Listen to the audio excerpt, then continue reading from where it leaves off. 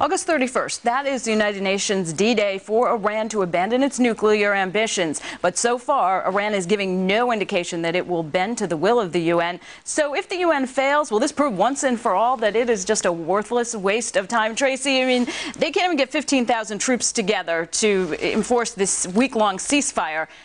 What's going to happen with this Iran situation? You know what, Terry? I think something has to happen. We dropped the ball with Saddam back in the 90s. We can't let it happen again with Iran. You know, somebody spits in your face once. Do you just wipe it off and walk away? How many times do you do this? I mean, before we become a total laughingstock. And I think it's part of Bush's theory that we don't speak to people who do bad things, but therefore we don't speak to Iran, we don't speak to Hezbollah, we don't speak to Hamas, we don't speak to Syria. I mean, we're not getting anything done. Do you think, Wayne, that the UN will be able to do anything with this Iran situation? Call them on the carpet? How about no? No, they can't. The UN is worthless when it comes to that. You know, the French, I mean, we talk about, you know, the French were talking about, oh, we'll lead this, we'll do that. What'd they come up with? 400 troops? Big deal.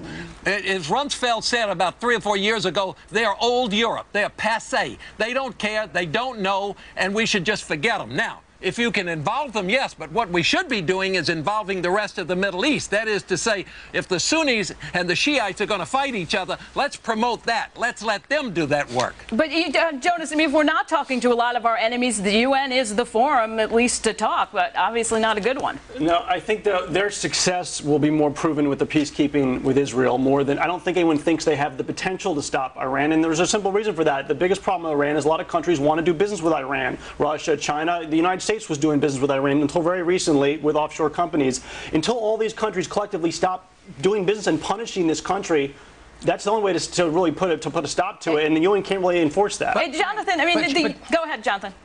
Well, I was just going to say, Jonas, of course, you don't think that we should punish Iran, correct? We should and have had a boycott that unfortunately we didn't strictly enforce as much as we should have, but other countries need to join us. We send hundreds of millions of dollars to the UN, which only emboldens and only encourages these despotic dictatorships. Giving money to the regime of Iran emboldens the regime. So we have to stop money from getting there. And Charles, I mean, now we have a situation where the UN is putting troops from Indonesia and Malaysia, two countries that don't even recognize Israel, on Israel's border. Well, Wayne talked about old Europe, but New Europe's not stepping up to the plate either. Let's face facts.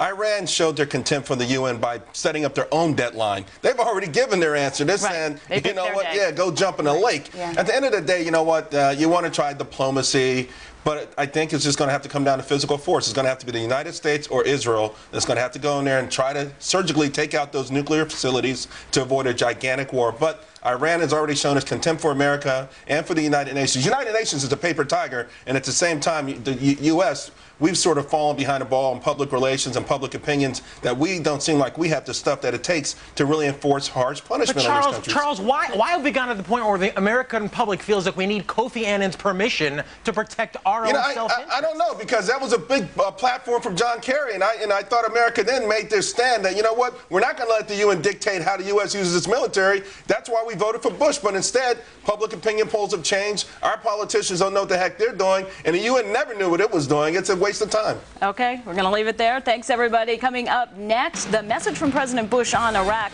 The troops aren't going anywhere until the job is done. But Wayne Rogers says he has a better plan. This one that will bring victory sooner, save lives, and billions of dollars. He'll tell you what it is next.